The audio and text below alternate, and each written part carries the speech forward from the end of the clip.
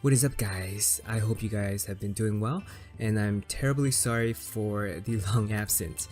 If any one of you is interested in why I've been gone for so long, please go ahead and finish the rest of the video. I'm going to talk about it towards the end. As of right now, I'm not going to bore you guys with that. Hopefully I'm going to be doing more consistent video at least once every week. So I'm going to be uploading one video every week.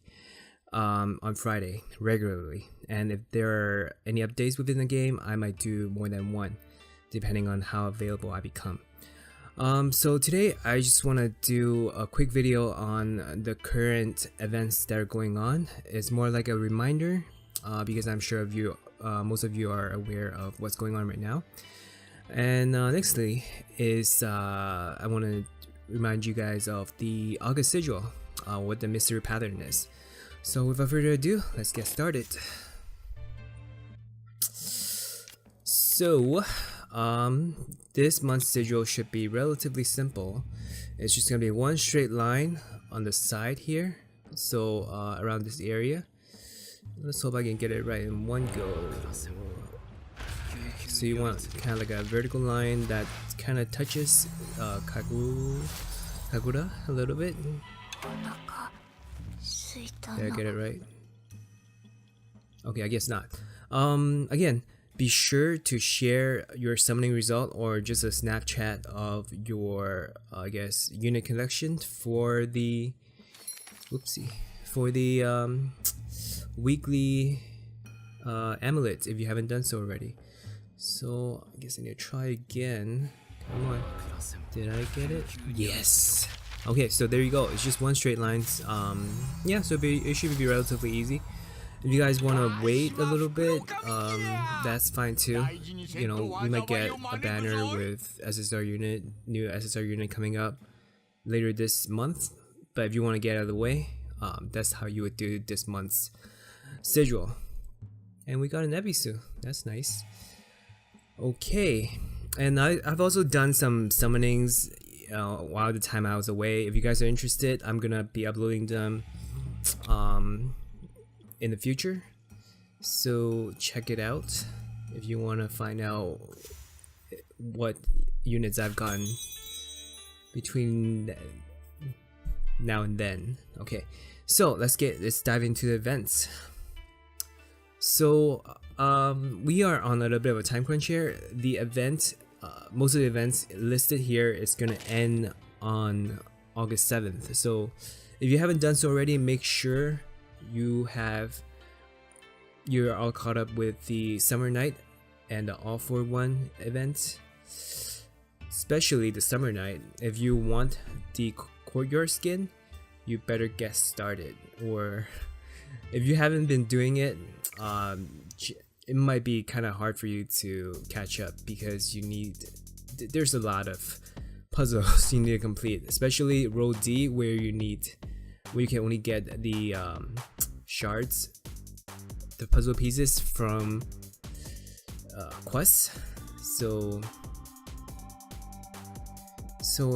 one thing I really like to point out is this is one of the best time to just sort of farm for souls or explorations if you're leveling up your units, because as you're farming, you can get puzzle pieces, and for every puzzle piece you get that you don't use by the end of the event, it'll get converted into coins. I mean, it's not much, but it's better than farming whilst this event is not going on. So besides this Summer Night event, you also get coins for participating in pretty much anything for the All for One guild event.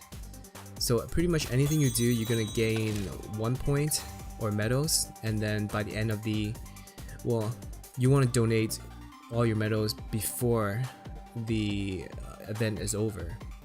So the time period is listed here. Make sure you are all caught up. And again, so this is a good time to farm or pretty much just do anything, because you know, for every action you take, you get 500 coins.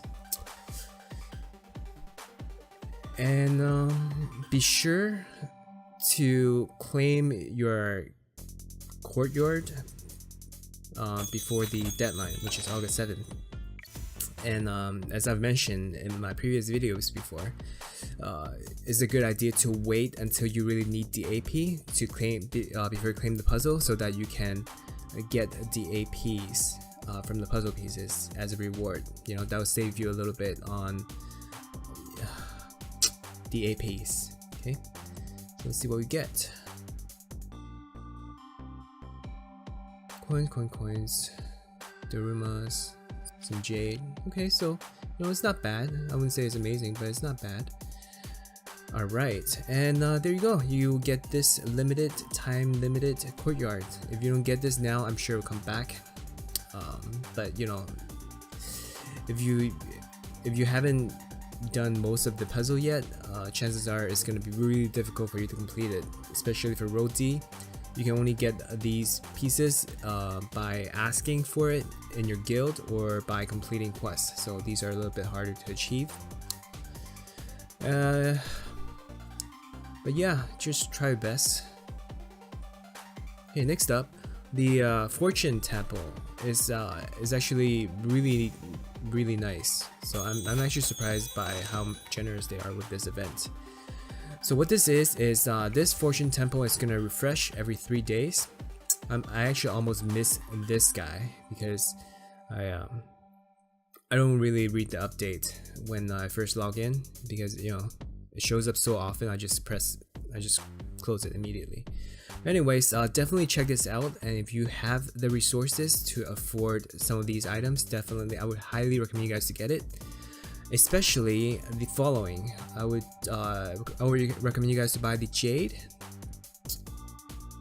and because you know you can use the jade to purchase the coins for a cheaper price, either through the merchant that you sometimes encounter when you're farming exploration, or just buy the coin pack you get from the demon encounter. So this is a really good deal.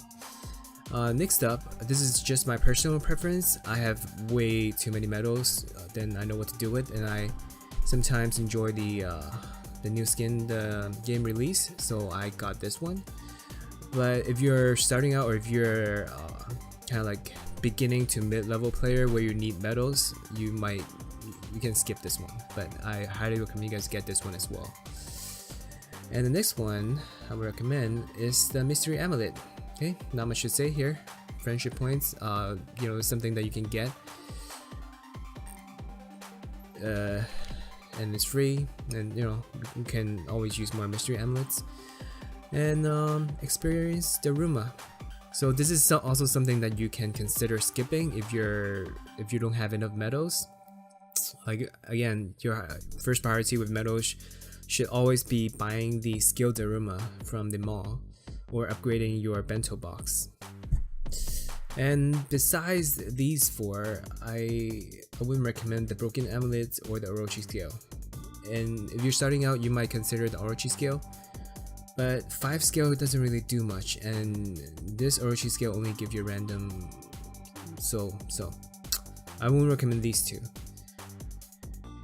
Okay, so the last event that we have, the Daruma Wish. Okay, so I hope you guys have been collecting your I guess Daruma cards, and I highly recommend you guys to get the skill Daruma. That should be your first priority.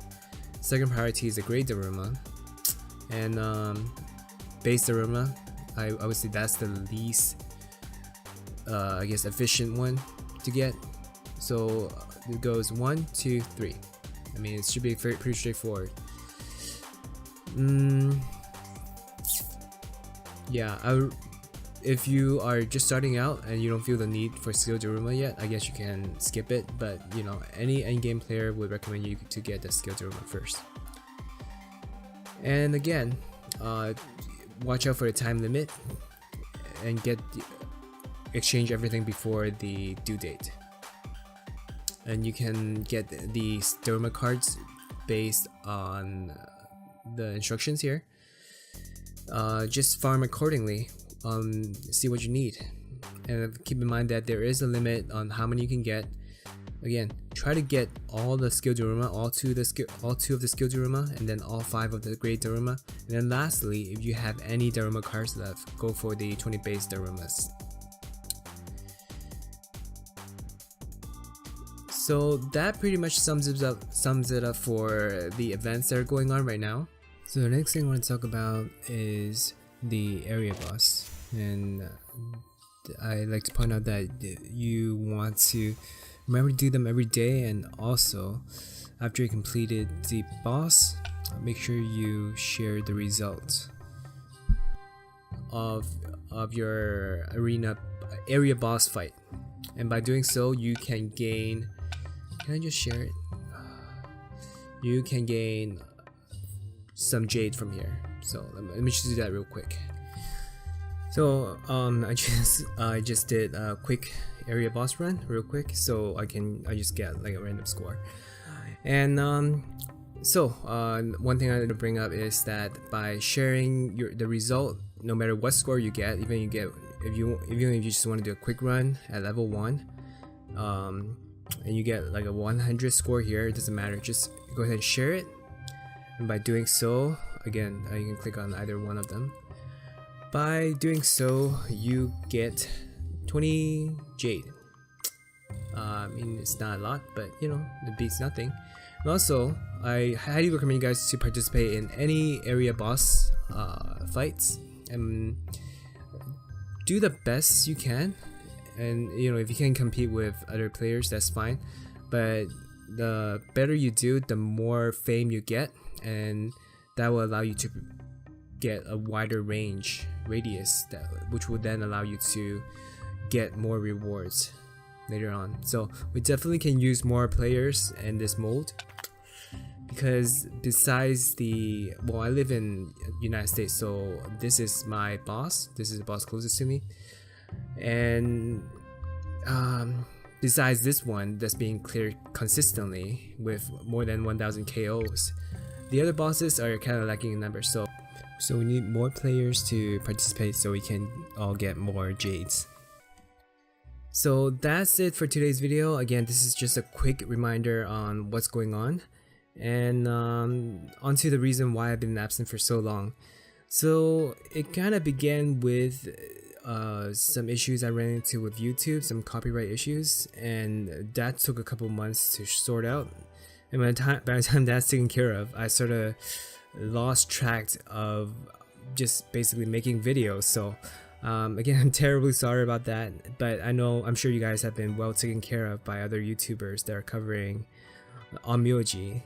And I like to say thank you for all the people who haven't forgotten about this channel. I've met people who have messaged me in game asking me if I'm still making videos, and again, so I'm hoping that I can upload more consistent videos in the future. I'll be able to do at least once every week. I might do more depending on whether there are any updates with the game. And that's pretty much it. I wish you guys the best of luck in any summonings that you do. I'll see you guys next time.